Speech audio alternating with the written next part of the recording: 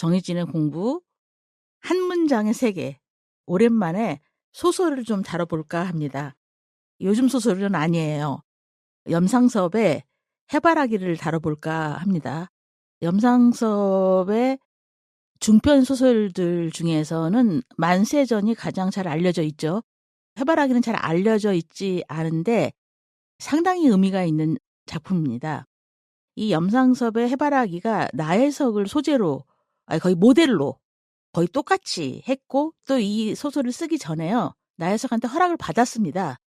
물론 소설의 내용은 나혜석한테 유리하지 않지만, 그 전에 이 얘기를 하고 싶어요. 제가 최근에 여러 사람들한테 넥슨이라는 게임 업체와 관련해서 집게 손가락 얘기에 대한 의견이 어떠냐고 질문을 받았는데요.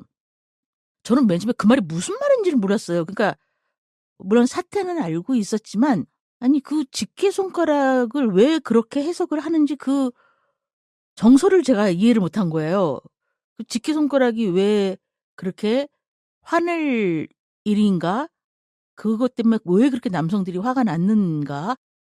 그 부분은 분석이 되어야 될 것 같고요. 왜냐하면 이게 소설의 내용하고 관련이 있습니다. 그 다음에 또 한 가지는 최근 신문에 뭐가 나왔냐면, 지금 의사협회에서 정부의 의대생 증원을 반대하고 있잖아요. 이 정부 입장에서는 일단 소아과나 산부인과가 의사 수가 굉장히 적고 국민들이 굉장히 불편을 겪고 있기 때문에 지방의 국공립 의과대학 정원을 어떻든 확대하려고 하는데, 대한의사협회에서는 의대생의 증원을 무조건 반대하고 있죠. 그런데 그 대한의사협회의 어떤 간부 한 분이 공식적으로 글을 쓰셨는데, 그 글의 내용이 너무 저한테 충격적이었어요. 저는 아이를 기르는 엄마들에 대해서 우리 사회가 그 여성들을 그렇게 생각하는지 정말 제가 몰랐던 거죠. 이제 보통 맘혐이라고 하죠. 어떤 사건이 있었냐면, 소아과 의사가 너무 없고 소아과가 너무 붐비니까 엄마들이 소아과가 9시에 문을 열면 오픈런을 하는 거예요. 아픈 아이를 안고 막 9시에 병원 문 열기까지 기다렸는데 어떤 엄마가 61번 대기표를 받은 거예요. 아니, 9시에 도착을 했는데 61번 대기표를 받으면 언제까지 병원에 있어야 된다는 얘기예요. 그게 이제 보도가 됐었죠. 그랬더니 의사협회 임원이 뭐라고 얘기를 했냐면은, 엄마들이 소아과 병원에 오픈런을 하는 것은 브런치를 즐기기 위해서 그랬다는 거예요. 근데 정말 쇼크를 제가 받았어요. 아니, 어떻게 의사가 그런 말을 할 수 있는가. 그리고 아이가 어느 정도 컸으면 몰라도 브런치를 즐길 수 있는 시간과 경제적 여유가 되는 여성들이 그렇게 많지 않거든요. 근데 이거는 정말로 미소진이다라는 생각이 들었습니다. 여기에 대해서 또 일부 여성들도 남성들에 대해서 남성 비하적인 발언을 하기 때문에, 이거는 남혐과 여혐이 서로 대칭적인 것인가라는 그 부분에 대해서는 논쟁의 여지가 많습니다.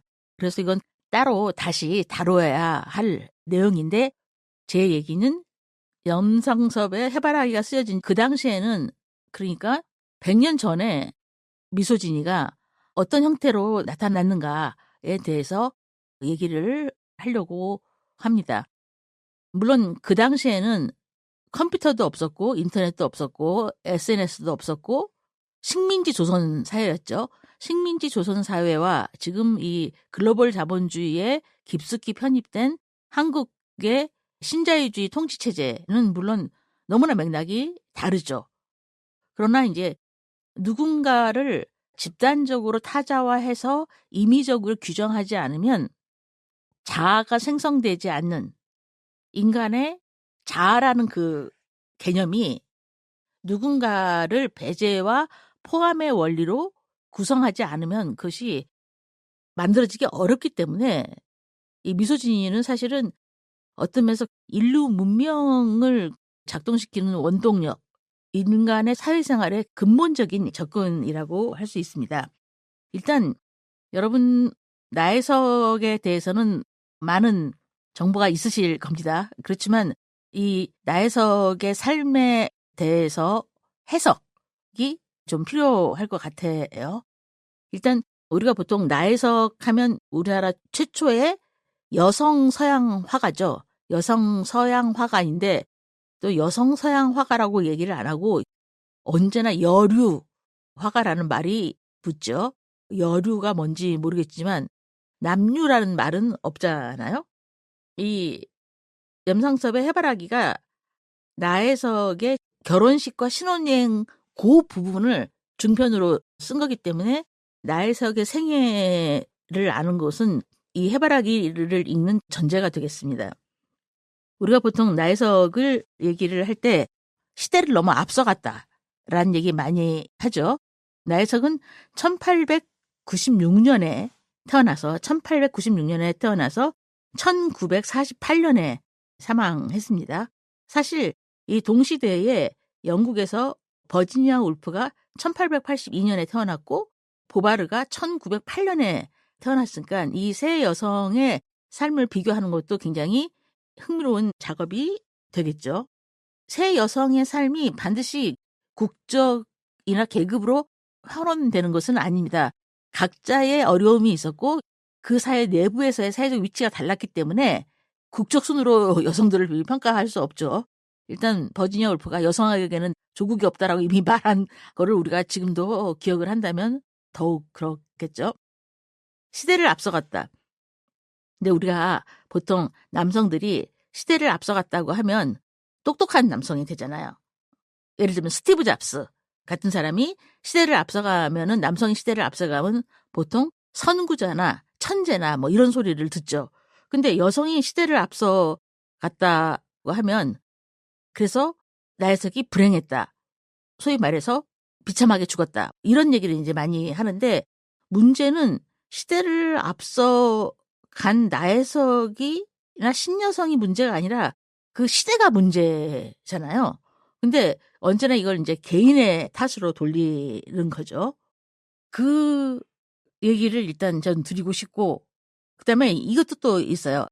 나혜석이 이제 행렬병자로 발견이 되면서 많은 사람들을 이제 놀래켰는데, 비슷한 시기에 죽은 이중섭, 소 그림으로 유명한 이중섭이 비슷한 시기에 태어났고, 비슷한 시기에 죽었습니다.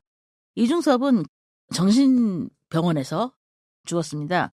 이중섭의 최후도 그렇게 해피하진 않았죠.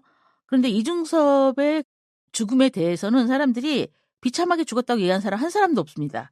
이중섭의 죽음에 대해서는 다 치열한 예술가의 혼, 예술가가 치열하게 살다가 끝까지 어떻게 됐다. 이런 식의 스토리로 풀려가지. 그러니까 저는 이걸 갖다가 나혜석 콤플렉스라고 이제 명명을 해봤는데요.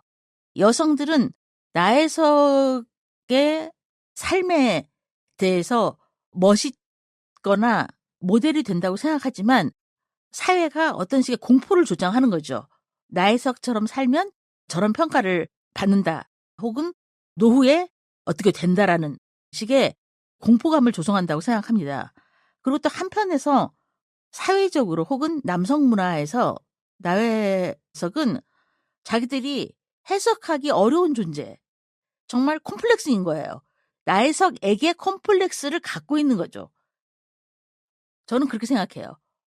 나혜석에게 콤플렉스를 갖고 있고 나혜석을 제대로 해석하지 못하면서 그냥 가장 간단하게 편한 방법으로 생각을 하는 것이죠. 나혜석의 생애를 간단히 설명을 드리면 수원에 있는 진명여자고등학교를 수석으로 졸업을 하게 됩니다. 그래서 이제 수원시에서 나혜석 기념사업회를 하게 되죠. 지금도 열심히 하고 있고 나혜석 연구를 수원시 차원에서 나혜석을 근대적인 인물로 다루고 있습니다. 이 나혜석이 원래 화가로서 혹은 작가로서 소설가로서 혹은 수많은 글을 남긴 사람으로서도 유명하지만 본질적으로 그렇죠. 그런데 사람들은 나혜석을 생각할 때 자유연애 혹은 신여성, 대표적인 신여성 이렇게 생각하는 경우가 많죠. 그래서 나혜석의 실제 전문가로서의 역량이나 공적 영역에서의 활동 이런 것보다는 사적인 생활에 포커스가 맞춰져 있죠.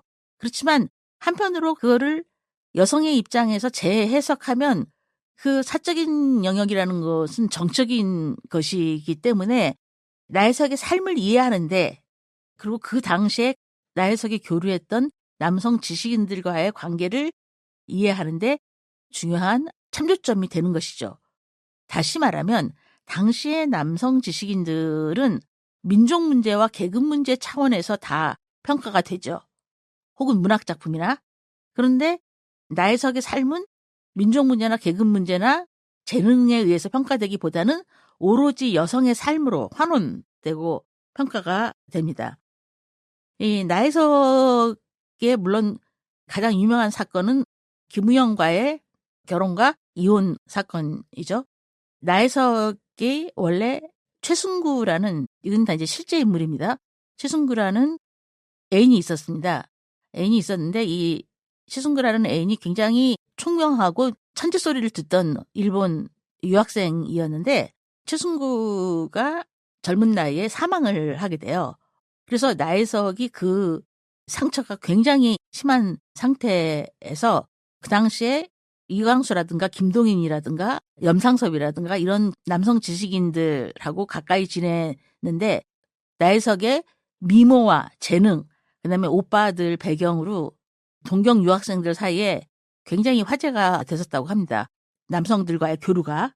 근데 그 중에서 이제 염상섭이 1살 아래예요. 그래서 염상섭에게 나혜석이 자기의 여러 가지 고민을 이제 털어놓은 거죠. 여기서 이제 염상섭은 요즘 말로 하면 남사친 정도 되는 건데 실제로는 나혜석을 굉장히 좋아했죠. 근데 이제 나혜석이 최순구의 죽음을 뒤로 하고 자기가 그림을 그리면서 이 그림과 사랑과 이거를 동시에 병행할 수 있는 방법을 이제 고민을 하게 됩니다. 그거는 뭐 지금 여성들하고 뭐 다를 바 없는 고민이죠. 소위 말하는 스폰서가 여기서 이제 페트론이라고 나옵니다. 빠트롱이라고 나오는데 당시 말로는 그런 후원자가 없다면 원래 남성 예술가들도 생존하기가 힘들죠. 그런데 그 당시에 여성 예술가들이 얼마나 그것이 어려웠겠습니까? 그래서 이제 당시 조선 총독부의 공학 기사였던 부자인 김우영하고 결혼을 하게 됩니다. 김우영이 부인하고 사별을 했고 나혜석보다 10살 많은 남성이었어요. 근데 이제 이 김우영하고 그 유명한 세계 일주 여행을 하게 되죠. 세계 일주를 2년 정도, 지금도 세계 일주가 힘든데 그 당시에 이제 기차를 타고 세계 일주를 했다는 게 이제 사실 대단한 거죠. 이 유럽 쪽을 이제 다녀오는데 1등석 칸에 탑니다. 나혜석은. 근데 그 당시에 이제 제국주의 식민지 조선의 여성이었죠. 나혜석은. 근데 그 당시에 일본의 유명한 여행가이자 탐험가이자 여성 해방가인 하야시 후미코라는 유명한 여성이 있습니다. 이 여성도 여행기를 남겼는데요. 이 여성은 3등 칸에서 주로 여행을 했기 때문에 둘 다 이제 구미 여행기인데 내용이 굉장히 다르죠. 이 과정에서 그 유명한 최린하고 연애 사건이 납니다. 근데 그 연애가 지금 우리가 생각하는 식의 그런 연애라기보다는 육체적 접촉이라든가 이런 거기보다는 정말 말이 통하는 사람들끼리의 연애였던 거죠. 예전에 그 결혼한 날 처음 남편 얼굴을 봤다. 이런 식의 중매혼이나 지방끼리의 결혼, 그거에 반해서 이 근대적 연애라는 것은 개인과 개인 간의 대화가 통하고 자기 말이 통하는 사람들끼리의 연애였던 거죠. 근데 최린과의 연애에 김우영이 화를 내면서 이제 이혼을 요구하게 되죠. 그 당시에 나혜석이 김우영과의 결혼 생활에서 애를 넷을 낳습니다. 아들 셋, 딸 하나. 그래서 이제 나혜석이 쓴 수많은 글들 중에서 가장 명문이라고 할 수 있는 모된 감상기. 그러니까 어미 모자를 써서 자기가 어머니가 된 모된 감상기가 있죠. 그런데 넷을 낳고 쉽게 얘기하면 쫓겨나죠. 애들도 빼앗기고 돈 한 푼 못 받은 채 쫓겨납니다. 그래서 그 얘기를 이 나혜석이 너무 놀라운데 김우영과의 결혼 생활 전반에 대해서 당시의 잡지인 삼천리에 연재를 합니다. 그 당시에 김우영과의 이혼 과정, 거기서 김우영의 태도 이런 거를 1934년에 2달에 걸쳐서 연재를 합니다. 그것이 그 유명한 이혼 고백서죠. 이혼 고백서. 그래서 이제 모된 감상기하고 이혼 이야기가 이제 가장 유명한데 지금 읽어도 뭐라 그럴까요? 여자의 인생에 대해서 너무나 공감을 하게 됩니다. 이다혜 작가의 표현을 잠깐 빌어볼까요? 나혜석의 글을 읽을 때면 언제 어디서든 돌아버릴 것 같은 기분이 든다. 저도 마찬가지입니다. 내가 사는 이 나라도 이 세상도 부정하고 싶어진다. 세상 모든 아름다운 것들이 갈증과 울분을 동시에 일으킨다. 나혜석의 구미 여행기를 읽으면 나혜석에게 한국으로 다시 돌아가지 말라고 말하고 싶다. 이렇게 표현을 했는데요. 저 역시 마찬가지입니다. 지금은 우리가 여성들 간의 연대도 있고 여성의 삶에 대한 다양한 모델이 그래도 있는 상태이지만 이 당시에 우리가 이제 사실 상상력이 없죠. 90년 전에 사회에 대한 상상력이 없는 상태에서 이렇게 솔직하고 이렇게 적나라하게 쓸 수 있었을까 정말 놀라운 정도입니다. 지금 많은 여성들이 자기 이야기를 글로 쓰지 않습니까? 하루가 멀다 하고 자기 이야기들이 글로 나오는데 정말 이렇게 쓰나? 라는 생각이 들 정도입니다. 많은 사람들이 자기 이야기를 쓰죠. 그리고 모든 얘기가 사실 자기 이야기입니다. 넓은 의미에서 자기 경험의 해석이니까요. 그런데 나혜석의 이 자기 이야기, 나혜석이 고백하고 그렇지 않은 글들의 차이는 뭐냐면 우리가 아무리 자기 얘기를 쓴다고 해도 거기에는 질문이 있어야 합니다. 저는 논문이나 자기 고백서하고 회고록하고 그렇게 크게 다르지 않다고 생각하거든요. 다시 말하면 자기 인생에 대한 문제 제기가 있어야 되고 그거에 대한 질문이 있어야 됩니다. 그랬을 때 좋은 글이 나오는 거죠. 그래서 이 모된 감상기하고 이혼 고백사가 가장 유명한데 여기에는 자기 삶의 질문과 문제의식이 굉장합니다. 그렇기 때문에 그냥 이게 자기 얘기라든가 혹은 좀 위계적인 말로 자기 사연을 판단하든 그런 느낌이 전혀 들지 않죠. 이거는 거의 이론적인 글이라고 할 수 있죠. 나혜석이 얘기한 경험적인 모성과 제도적 모성의 구분. 이거는 80년 후에 에드리언 니치가 얘기한 거죠. 그러니까 서구의 페미니스트들보다 몇십 년, 거의 1세기 정도 앞서서 얘기를 하는 거죠. 나중에는 김우영이 말을 듣지 않자 이렇게 얘기합니다. 여성의 성역할인 정조와 모성, 이거는 취미에 불과하다. 이 급진적인 정도가 아니라 완전히 다른 사이드에서 얘기를 하고 있는 거죠. 나혜석에 대한 수많은 해석들이 있겠지만 그중에 한 가지 조금 개인적으로 통쾌한 게 뭐냐면 그 당시에도 신남성이란 말은 없었습니다. 신여성이란 말만 있었죠. 그러니까 이 사회가 어떤 변화하는 것을 갖다가 여성을 기표로 삼아가지고 여성 앞에다가 뭘 붙이는 경우가 많습니다. 가부장제 문법 속에서. 그래서 그 당시에 미국이나 영국에서는 신여성을 뉴우먼이라고 불렀어요. 전 세계적인 현상이었죠. 예를 들면 마르크스 걸, 그러면 막시스트 남자를 애인으로 둔 여자를 막시스트 걸이라고 하는 거죠. 그러니까 여성이 남성에 의해서만 이름을 부여받는 거. 즉 여성은 남성과의 관계를 통해서만 설명되는 그런 것이 여태까지 역사였는데, 나혜석의 경우에 김우영하고 최리는 그렇게 역사에 남지 않았잖아요. 이들은 그냥 친일을 하다가 편히 살다가 이제 사망했는데, 어느 책을 보나 김우영하고 최리는 나혜석의 남자로 남아요. 그러니까 이 사람들의 정체성은 그냥 나혜석의 남자인 거야. 그 외에는 다른 저기가 없어. 그런데 여기서 문제는 염상섭이죠. 문제는 염상섭이죠. 염상섭은 이들과 달리 소설가였기 때문에 김동인, 이광수와 함께 한국 근대 소설의 근간을 만든 사람으로서 대단히 문단에서는 높이 평가하는 이른바 위대한 소설가, 작가로 통하고 있습니다. 그러나 염상섭의 작품 세계가 여성주의 관점에서는 그다지 해석되지 않았죠. 특히 해바라기가 대표적으로 근대적 소설 양식인 모델 소설이라고 하죠.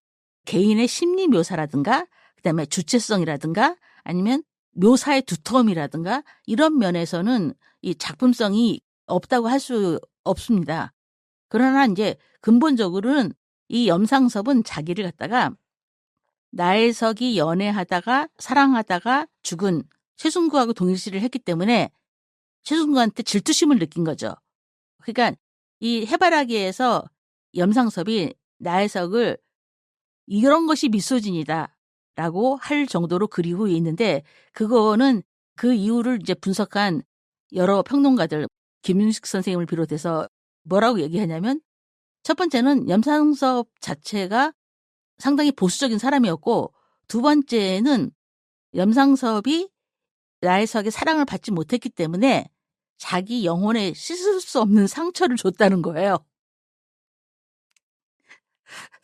그러니까 남성들의 여성 혐오가 막 대단한 이유가 있는 것 같지만 여성에게 실현을 당했을 때나 뭐 이런 개인적인 동기가 사실 많습니다. 물론 남성이 자기가 남성 문화에서 남성이 남성임을, 비남성이 아니라 남성임을 알기 위해서는 여성을 타자로 만들어서 집단적으로 재현을 해야 되겠죠. 개인이 아니라. 남성 자기들은 개인이지만 그게 근본적인 이유지만, 근본적인 구조지만 사실 개인적 차원에서는 자기가 어떤 여자한테 실형당하면 여성 전체를 혐오하는 그런 식의 저희가 있죠.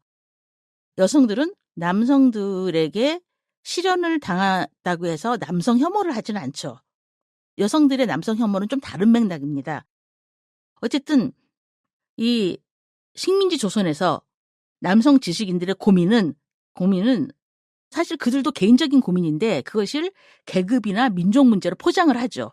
하지만 나혜석이 여성의 지위에 대해서 한 문제제기, 수많은 문제제기, 생활 개량 운동이라든가 성적인 이중규범에 대해서 문제제기를 한 거죠. 그러니까는 자기가 최린하고 어떤 영혼의 교류를 맺은 것에 대해서는 이혼의 사유가 되고, 남편인 김우영이 기생집을 돌아다니면서 막 여러 여성들하고 그런 연문을 뿌리는 것은 문제가 안 되는 순결 이데올로기나 성의 이중규범. 사실 나혜석은 중산층 이성의 핵가족주의자였던 거죠. 그런 식의 여성들 전반에 대한, 여성들이 공부하고 개화해야 된다는 문제 제기는 그냥 나혜석의 혼외 연애 사건으로 묻혀버린 거죠. 다시 말하면 식민지 조선 상황에 대해서 나혜석이나 그 당시에 남성 지식인들이나 똑같은 문제의식을 갖고 있었죠. 근데 남성들의 문제의식은 민족 문제 이것으로 포장이 되고, 나혜석의 문제의식은 스캔들로 멈춰버린 것이죠. 이 해바라기는요, 거의 현장 중계 같아요. 그러니까 김우영과의 결혼식에서부터 신혼여행까지인데, 유명한 나혜석의 신혼여행 이야기가 있죠. 자기가 신혼여행을 하는데 남편하고 같이 가서 전 애인의 무덤에, 그러니까 최승구죠. 무덤에 비석을 세우자고 합니다. 대단한, 지금 생각해도 대단한 여성이죠. 남편하고 결혼을 했는데 그 남성하고 신혼여행을 어디로 가냐고 하냐면 전 애인이 있는 무덤으로 신혼여행을 가서 그 무덤에 비석을 세우는 게 이 여성의 목적이에요. 그게 처음부터 끝까지의 해바라기의 내용입니다. 해바라기는 중편 소설인데 동아일보에 염상섭이 매일 연재를 한 신문 연재 소설입니다. 중편이기 때문에 그렇게 길지 않아요. 나혜석과 일본 유학 시절부터 매우 가까운 친구 관계를 유지하고 있던 염상섭은 나혜석과 그 나혜석 주변의 이야기들을 매우 잘 알고 있었죠. 매우 잘 알고 있었기 때문에 그 소재가 되는 상황을 장악하고 있었습니다. 그래서 이 소재에 거의 이 작품성이 비치고 있다고 해도 과언이 아니죠. 왜냐하면 자기가 겪고 본 것을 뭐 그대로 썼기 때문에 소설의 창조성이나 뭐 독자성이라든가 뭐 스토리텔링 이런 거라기보다는 정말 몸에 체화된 염상섭의 몸에 있는 나혜석이라고 할까요? 그 정도로 묘사가 아주 구체적입니다. 근데 물론 내용은 조롱과 혐오예요. 첫 장면이 어떤 장면이냐면 나혜석이 결혼을 안 하려다가 자기 예술을 하기 위해서 협상적인 의미로 결혼을 하게 되죠. 신식 여성으로서 결혼식을 올립니다. 결혼식을 올리는데 시아버지 측에서는 패백을 받기를 원해요. 근데 이 나혜석은 이때부터 이제 갈등과 고민이 시작된 거죠. 물론 나혜석이 그게 자유연애를 하더라도 김알란이나 박마리아처럼 평생 혼자 살면서 오로지 개인의 삶을 없이 사회적인 어떤 계몽적인 삶을 살았더라면 안 그랬겠지만 나혜석한테는 결혼과 모성이 최대의 문제가 된 거죠. 그러니까 결혼 첫날부터 패백을 드리냐 마느냐 굉장한 갈등과 고민을 합니다. 근데 이거를 제 식으로 생각을 하면 우리가 가부장제의 사회에 살면서 자본주의 사회에 살면서 거기에 완전히 동의하지는 않지만 그렇다고 완전히 저항할 수도 없는 사이에서 우리가 갈등하잖아요. 누구나. 그 갈등이 당연한 건데 염상섭을 그 갈등을 조롱합니다. 어떤 식으로 조롱을 하냐면 야 너는 신여성이라며 패백 그까짓 거 왜 거절을 못하고 그렇게 고민을 하냐? 이렇게 소설의 묘사가 돼 있어요. 그리고 너는 참 이중적이다. 예술은 하고 싶으면서 왜 돈 많은 남자하고 결혼을 했냐? 이렇게 이 소설이 쓰여져 있습니다. 그런데 나혜석이 아무리 신여성이고 자유연애고 많이 배운 여성이라 할지라도 일단 식민지 조선에서 결혼 생활에 진입한 이상 그때부터 시집과의 관계라든가 남편과의 관계라든가 이런 것이 계속 매 순간 난관인 수밖에 없는 거죠. 일단 제도 속으로 들어간 이상은. 한마디로 가부장제로의 진입에 대한 나혜석의 갈등이죠. 당연히 매 순간 갈등을 할 수밖에 없었던 거죠. 그 갈등에 대한 심리 묘사가 나옵니다. 제가 볼 때는 염상섭의 시선은 거의 쌤통이다 이런 그런 시선이에요.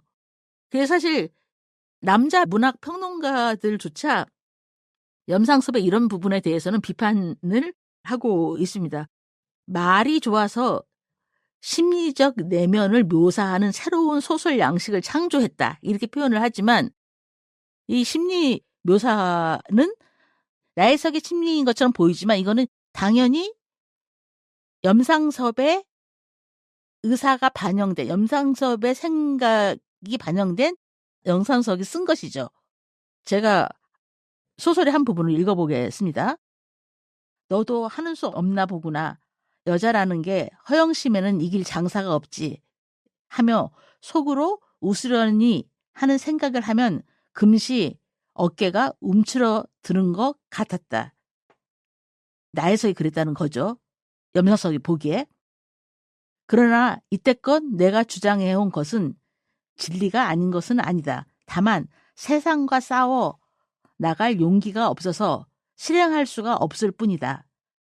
이제까지를 허영심이 시키니라고 하는 것은 너무 심한 말이다. 이게 지금 실제 결혼 과정 사이에 자기가 아무것도 없으면서 허영심만 갖고 이러는 것이 아닌가라는 여자 주인공의 갈등인데요.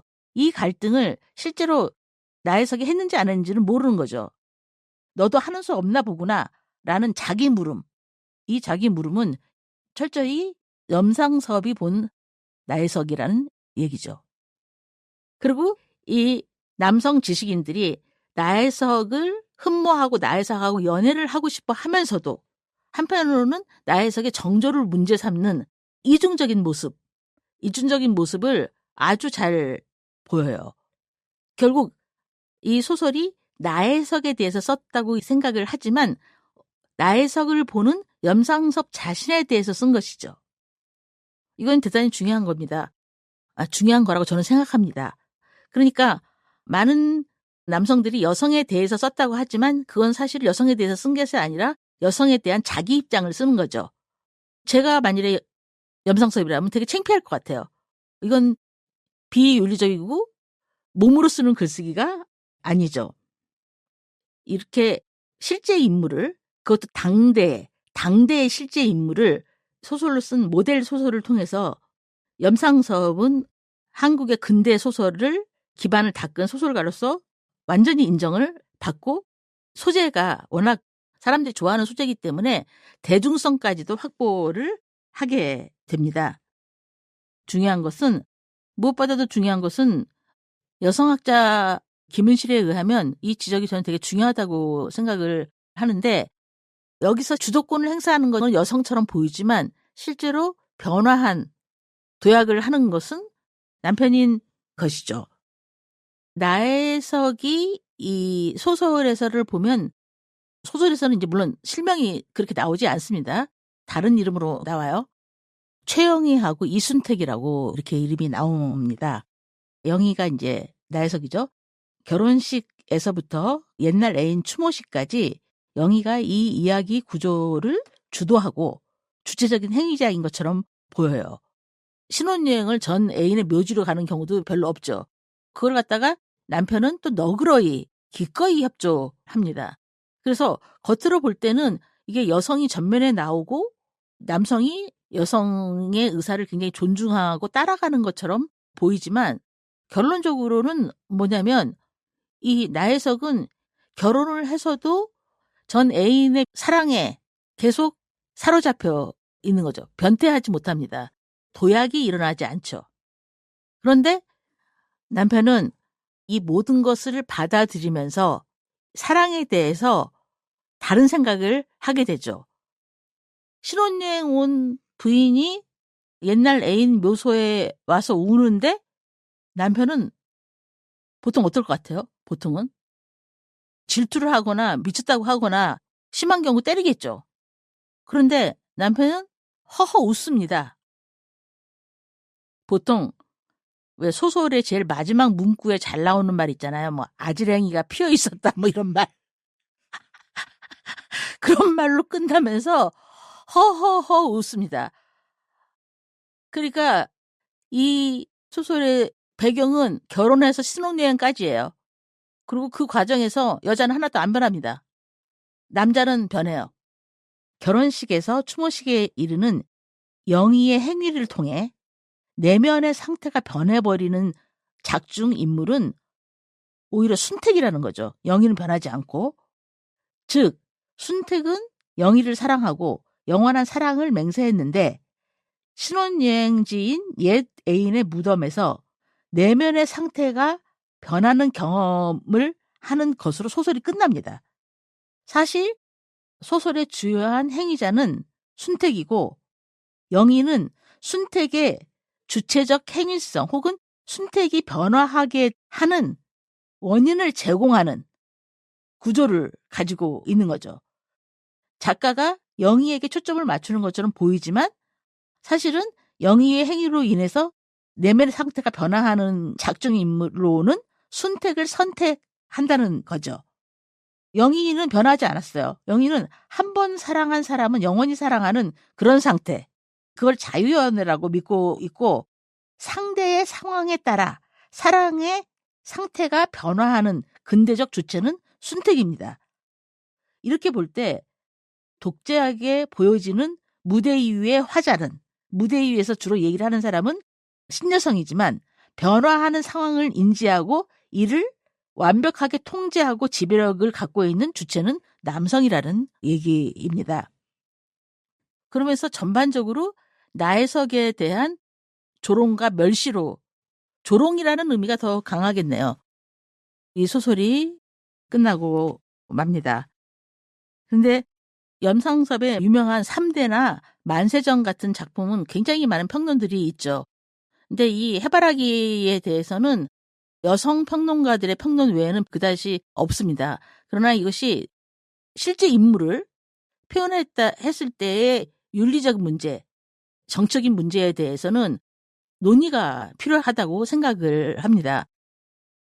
나혜석이 나중에 염상섭한테 화를 내긴 했다고 합니다. 화를 내긴 했다고 하는데 그 다음에 크게 그걸 문제 삼지 않고 나중에 염상섭 소설의 표지에 그림을 그려줘요. 그러니까 아주 문제 제기를 한 것 같지는 않습니다. 우리가 보통 어떤 사람을 소재로 한 소설을 보면 예를 들면 이런 거죠. 소설가 김훈이 하얼빈이나 남한산성이나 이렇게 역사적 인물을 소재로 했을 때는 다 그들을 찬양하죠. 찬양하거나 이제 업적을 기리는 거죠. 최근에는 이제 1980년대 노동소설을 주로 써왔던 방현석이 홍범도 장군에 대해서 역사소설을 썼습니다. 그런데 남성이 여성을 소재로 역사소설을 쓰면은 이런 식의 위대함을 강조하기보다는 사적인 스캔들을 강조하거나 자기가 사랑했던 여자에 대한 후한을 남기는 이 비슷한 작품이 하일지 씨의 경마장 가는 길입니다. 그 경마장 가는 길에 실존 인물이 있어요. 그 작품에서도 비슷한 거죠. 그러니까 여성 소설가와 남성 소설가 또 그들이 그리는 그 대상이 굉장히 다르다는 것이죠. 오늘은 나혜석 얘기와 최근 우리 사회의 여성 혐오 얘기와 그 다음에 염상섭의 중편인 해바라기를 했는데요. 어떻게 들으셨는지 모르겠습니다만 해바라기를 읽으려면 읽기 전에 나혜석을 먼저 읽고 해바라기를 같이 한번 읽어보시기 바랍니다. 남성 소설가의 모델이 되는 것 있잖아요. 남성 소설가의 모델이 되는 거는 여성한테 대체적으로 아니 매우 불리합니다. 소설가 분들한테 선생님 저를 모델로 써주세요 뭐 이렇게 말하는 여성들이 가끔 있어요. 근데 그 의미를 우리가 심각하게 고려해 볼 필요가 있다고 생각합니다.